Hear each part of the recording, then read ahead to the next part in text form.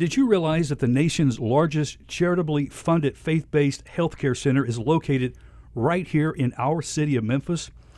The crucial aspect of this incredible healthcare center is that the gospel of Jesus Christ is its motivating factor, and its patients are our city's most vulnerable and underserved living among us.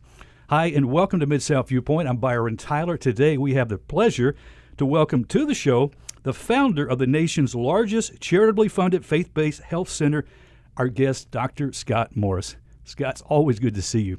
Well, thank you, Byron. I appreciate being here. I love the chance to talk about our work and my new book. You got a brand new book here. It's in my hand. It's called Care. And so why the title Care? Well, I think that really is the focus of what this is about. You talk about, rightfully so, that our work is focused on the gospel. What I think, unfortunately, too many Christians forget is that the call to discipleship includes caring for our bodies as well as our spirits, and especially caring for the poor when they get sick. That is what Church Health's about, and it's about how people of faith are called to do this work. Scott, 35 years of developing the Church Health Center. What's been the sparkle of the jewel in your eyes through these years? Oh, for me personally, it's doing this work every day with patients. When I literally walked in here just a few minutes ago, I saw a woman in a wheelchair, and as I'm walking by, she calls me out and goes, "Hey, Dr. Morris, I have an appointment to see you on Friday." You know, that is the joy that it has given me for 35 years. Wow. That's why I love what I get to do, is meet people like yourself and the people who walk in these doors and sit behind that microphone I get a chance to talk to, is to hear their stories. You know, meeting people, telling stories. I love doing that. Mm-hmm. Meeting people and addressing their health concerns. Right. Physically, spiritually, is what you do. Best-selling author, Christian author Philip Yancey said about you, Dr. Scott Morris is the kind of person who, given a shovel and a mountain to move, would say, "Now, exactly where would you like it to go?" Right. Where did you learn how to be so passionate and driven in life? Who were those, Scott, around you growing up that modeled mountain moving demonstration to you? You know, nobody's ever asked me that question. So, I mean, no question, my mother was probably the driving force around that very issue. But as I grew up and went to college, seminary, other people very much inspired me and worked as mentors. Probably the mentor in my life was William Sloane Coffin, who was actually the chaplain of Yale University back in the 60s and 70s, a sort of controversial person, but a person who lived off of passion, and I feel like I just tried to put a straw in him and suck out of him what that type of passion for work of ministry really looks like. Yeah, well, let's camp a moment back with your mom. I like that. What were some of those qualities or standouts with her personality, maybe some those life lessons? You know, when I was young, I knew my mother was always involved in the church women's group, and you know, I didn't think much of it. I thought it was just sort of very, you know, non-consequential work that she was doing. But as I got older, I would look on her bookshelf and realize that the books that she was reading when I was in seminary were the same books that I was reading. And in thinking back on her commitment to ministry, it was far more than just having church tea.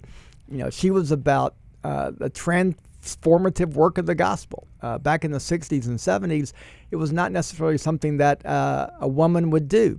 But she very much was a leader of my church, and she was a great role model for me. Oh, I love that, Scott. Okay, in the book's foreword, Dr. Jim Wallace says your book, Care, shows how the gospel of Jesus Christ is centrally and intricately connected to healing the sick and caring for the poor in body and spirit. The gospel that changes lives and society also cares for poor and heals the sick. Now, did you have that initial conviction when you first entered medical school? I did. People often ask me, I'm a Methodist minister as well as a family practice physician. So people often ask me, which came first? And there's just no question about it. I think of myself as a pastor who acquired a particular skill. So I went to seminary first and then on to medical school in order to live out my own sense of calling and ministry. I could never, as a teenager, envision preaching 52 sermons a year. That sent shivers down my spine, and it still does.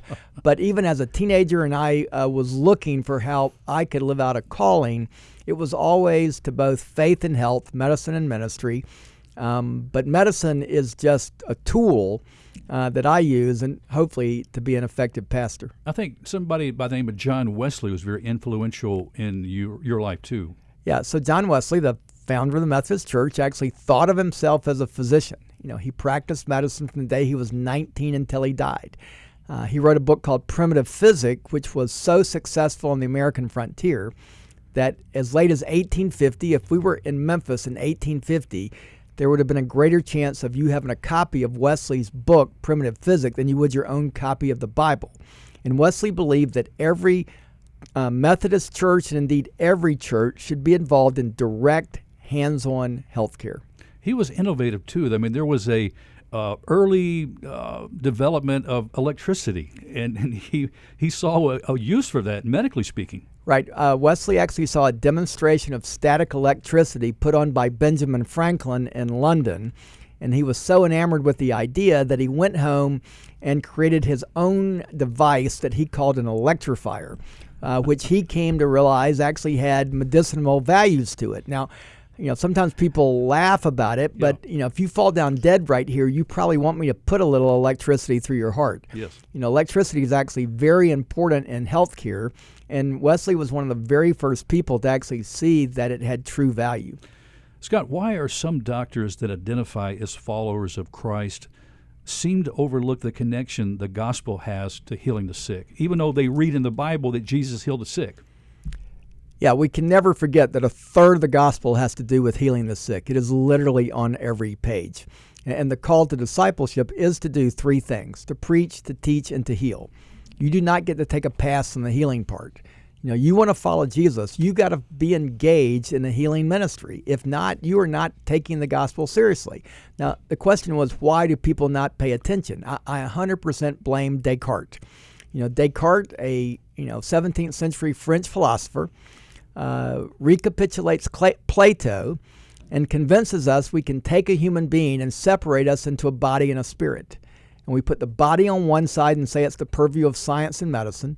We put the spirit on the other and say it's okay for the church and people of faith to mess around with our spirits, but we should not actually cross that line and care about our bodies. But that idea is a fundamentally non-Christian idea. Yeah. So we even kind of compartmentalize, even as a Christian physician can have maybe the danger of compartmentalizing the two. Well, in medical school, you're taught that you're really not supposed to address issues of the spirit. And yet it's been shown over and over again, patients don't want their doctor to impose their faith beliefs on them. Yeah. But patients actually do want their doctor to be able to talk about matters of faith. The problem is that doctors aren't trained to even know how to do that.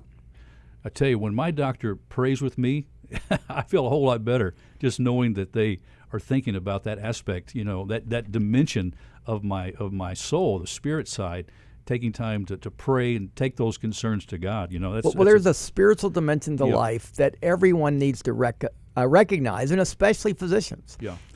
Well, as a result of 35 years of successfully operating the Church Health Center, you've helped to replicate this model in other cities through an organization, Church Health Outreach. Now, your book opens with one story in Cactus, Texas. Tell us about the initial encounter and the creation of the Well Clinic there in Cactus, Texas. Yeah, so most people could not tell you where Cactus, Texas is on the map, but it's up in the Panhandle. It's a little small community that is doing mostly work around harvesting a variety of different types of animals and raising them up. And the Church of the Nazarene actually started a community center that was then started by a clinic that with a young woman, a young physician who came to this community similar to how I came to Memphis. And the idea was she had learned about the work of Church Health and had come to Memphis to visit and see how to replicate our work. And she went back and did this very thing in this community that has tens of thousands of primarily refugees doing work that nobody else is willing to do. And it's all funded by the Church of the Nazarene. And I think the story, and you have to get the book and read, again, the book Care, How People of Faith Can Respond to Our Broken Health System by Dr. Scott Morris. It's a very intriguing story how this young lady goes off on this mission trip right. to Papua New Guinea, yes. right. And seed was planted, and God initiated that. And then, of course, with the relationship she had by coming here and seeing how the Church Health Center operates, and then taking it to how God just developed this whole story. And you're going to encounter many stories like that. As a matter of fact, this book, Care, really highlights the relationships that you've developed with people through your practice. Now, most of us would never know their stories without reading this book and discovering people like Rod Williams, a 30-year-old man that was delivering a package to the clinic, whom you had discovered through that visit that he had bullet fragments in his body. Yeah, so Rod's actually, people know him as the Beale Street Flipper. He's the guy who was in the movie The Firm when he was 11 years old. Only the fact of the matter is that flipping on Beale Street over time led to him fracturing every vertebra in his spine, every last one. And so a friend of Church Health had brought him just as somebody helping carry things in when I realized there's something not right here. At the time, I didn't realize he was the flipper. But it did lead to our being able to have a neurosurgeon fix his back, stabilize his back. Now, sadly, Rod's never going to flip again. But if you go and ever see the Beale Street Flipper and you see a guy sitting in a wheelchair over to the side, that's who we're talking about. Yeah, and another incredible story. You say in the book here that most Christians in ordinary church congregations live within maybe a few miles of a clinic similar to what the Church Health Center does, and cares for people like Rod, who we just mentioned his story, and many are in economic situations where they cannot get the kind of health care they need, like Rod desperately needed. But that doesn't mean that you have to be a healthcare professional to engage and be involved with the clinic like Church Health Center. Well, I think we need to start with what we understand health to be. So being healthy is actually not about the absence of disease. The World Health Organization would agree with that. Who cares if you live 2 years longer if it means 2 years longer in a nursing home? Life for life's sake can't possibly be the point. Breathing in, breathing out, none of us are signing up for that. But what we believe being healthy is all about is ultimately three things: having more joy in your life, having more love in your life, and being driven closer to God. So if those things aren't happening, then what is the point? But if this is what it means to be healthy, having more joy, more love, and being driven closer to God, it doesn't actually have a lot to do with the doctor, which led us to create something we call the model for healthy living. And we believe that medical care is one of those things important to health, but it's only one. It is no more important than issues of nutrition, movement, emotions, family and friends, and we believe that your faith is as important as anything the doctor might do. So if all of us, in order to live out what the gospel calls us to do to a healing ministry, you don't have to be a doctor. What you have to do, though, is take this stuff seriously. And any one of these areas is a way that every Christian could live into what a healing ministry would be like for themselves and for others.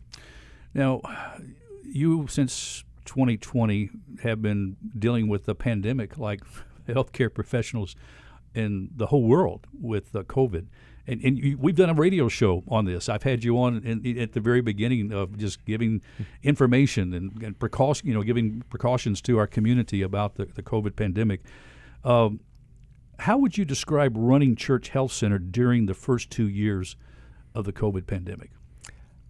Well, look, it was a challenge, but it was also an opportunity to demonstrate that people of faith actually have a significant role in all of that. I think the challenge we often have of getting churches to recognize that God gave us this body for a reason and we have an obligation to take care of it. COVID demonstrated to us that, look, maybe this isn't just a far-fetched idea. That COVID has impacted every congregation I know out there in very profound ways. Now, at Church Health, in leading the way here in Memphis, we actually were in charge of testing during the first year of COVID. That worked quite well at Crosstown Concourse for us to do drive-in testing there. But we also went to congregations all over the city to have sort of pop-up testing events. We did the same around immunizations. But the opportunity, and I do say the word opportunity, that COVID brought us all is, I think, to reimagine what church looks like. And what church is not about is just having buildings. Church is about finding a way for us to be fully engaged in the full richness of life. And I think being involved in healthcare is ultimately about evangelism. You're not going to grow your church through more bad Christian rock music. That is not going to be a church growth strategy. But if you are engaged in what a healing ministry can look like in your community and in your congregation, it actually will find a way to bring people to the work that all congregations should be about doing. I had a pastor here from Serbia a couple years ago. His daughter had been treated at St. Jude, and he was talking about, of course, the aftermath.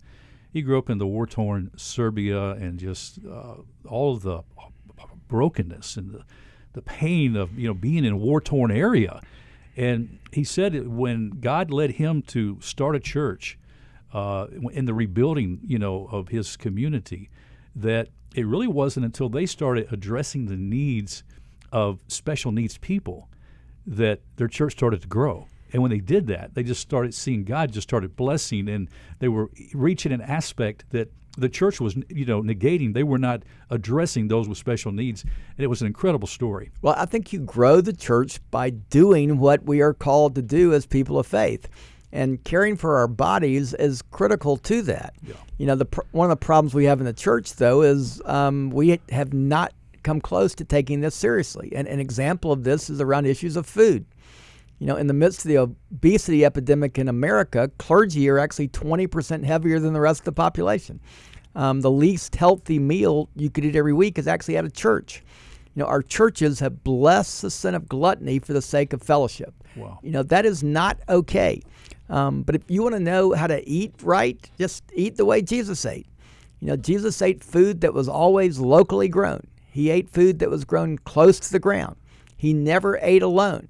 You can't imagine Jesus going through a fast food restaurant, eating in his lap on the way to work. He would never do that, and neither should you. Yeah. Wow, Scott. That's sobering. Okay, senior leaders at Church Health Center protected you from seeing COVID patients at the beginning, particularly patients with respiratory illness. But that wasn't simple, was it? That wasn't a simple thing to do as you were taking care of those in urgent care clinic. What did you discover? Yeah, when I'm playing doctor, which is I do most every morning, I am involved in our urgent care clinic or a walk-in clinic, and you never know what's behind the next door.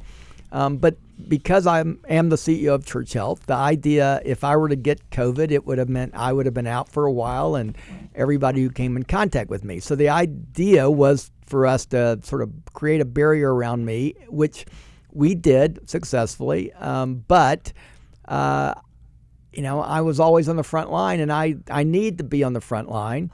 So I can assure you I was first in line to get a vaccine. And anybody listening, if you haven't gotten the new bivalent vaccine, you need to go do it.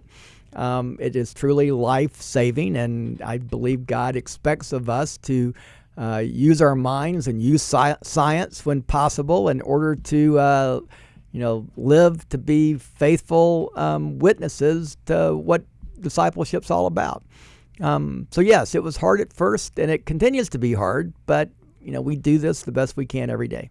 What has been the uphill challenge to including telehealth, something relatively new as you looking at driving new courses because of COVID, including telehealth, and particularly how low-income patients have viewed this in your practice. Yeah, so before COVID, we didn't know how to do telehealth. And we started almost immediately into it.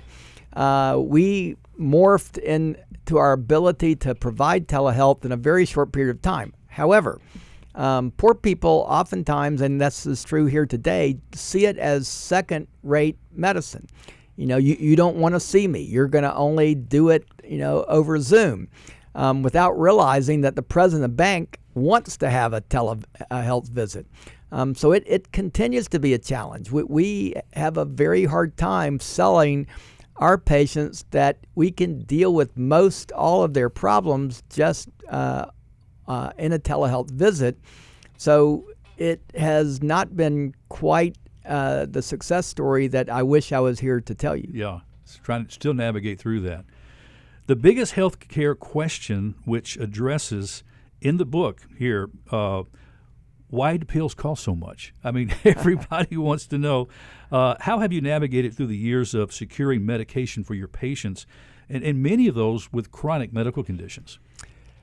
Yeah, so the pharmaceutical aspect of healthcare is very, very complicated. The cost being a significant part of that issue.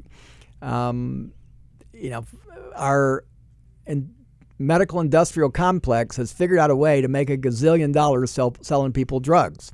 The fact of the matter is that all those ads on TV are not necessarily advertising medicine because they're better. They're advertising because they're the most expensive thing there is out there. But historically at Church Health, we were able to use sample medicines, but now samples don't exist anymore. So we have to be very creative to find ways to provide care for people in the least expensive way possible. But things have changed dramatically. An example of that is insulin. Over the last 5 or 6 years, a bottle of insulin has gone from costing maybe $10 a bottle to where it can now be $200 or $300 for a bottle, and that bottle might only last you for a week. You make $12 or $13 an hour. That is not really tenable. So we find creative ways. We use what are called patient assistance programs, where we address the pharmaceutical company, demonstrate to them that this patient is poor and can't afford it, and they have now created programs that will allow patients to get that medicine for free. But this is not easy. Should we be viewing situations like this more through the lens of justice in relation to the accessibility of affordable medications? That's exactly how we should be looking at it. I mean, this is definitely a justice issue. It should not be dependent on a person's pocketbook in order to receive the care that they deserve. We need to find a way to where every person in America, especially that person who is working to make my life better, they should be able to receive the type of treatment that they need in America. We're not talking about a developing world country. We're talking about America. We're talking about the church and people of faith doing what we should all be standing up together and say, the person who washes my car, who takes care of my children, who cuts my grass, who will one day dig my grave, when they get sick, they should be able to receive the best care we have to offer. That's what Church Health stands for, and what this book is all about is showing you that people across America, it's not just Church Health. We are doing this all over this country because we believe this is what God has called us to do. That's a great word, Scott. Well, growing up, Patrick Ball, the son of a doctor in rural Mississippi, went with his father on rounds. Patrick recalls his dad telling him the secret to life at 10 years old during a visit to a nursing home. The secret, Dr. Ball told young Patrick, you've got to love people. Whether you turn out to be a banker, farmer, or a doctor, loving people is what matters. His father continued to say, if you believe there is a God, and God is love, there are things required of you. How does Patrick's story, which is in the book, by the way, inspire you in what he's doing today, living based on his dad's secret to life?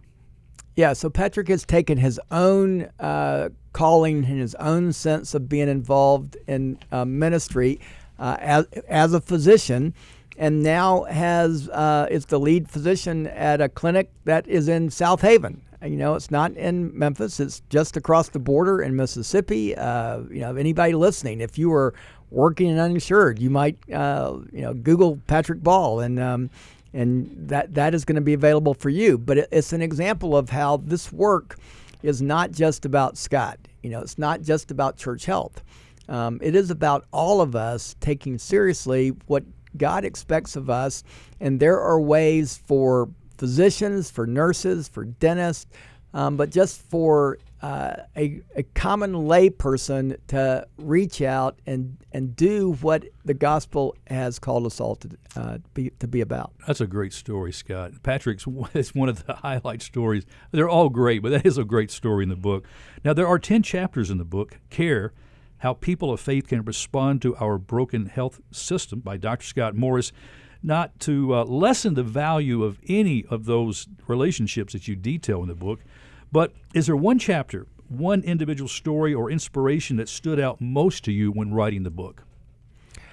Look, all these stories are important and matter to me. And you're asking that question, it brings to mind. Who's your favorite child, right? Yeah, exactly right. A man called Too Tall, who, if anybody who's been to almost any kind of East Memphis party has probably had Too Tall be their bartender, and Too Tall got that name because of Too Tall Jones, and but he's a big guy, but Too Tall's got a big spirit about him, but unfortunately his health declined over time, and an example of somebody who everybody just always assumed that Too Tall would take care of them, but who was going to take care of Too Tall? And the fact that he found his way to church health and our ability to help him to a certain degree, but he's still out there struggling. The fact of the matter is that many people followed that same path. We are so readily willing to let people making minimum wage take care of us. But as a person of faith, you have to ask the question, when that person gets sick, who will take care of them? And I think Jesus expects us to stand up and say, here am I. Let me figure out how we can not just pray for that person's soul, but how we can heal their body at the same time. Wow. Another great word, Scott. Well, because of time, we can't possibly talk about each relationship that helped cause you to write this book.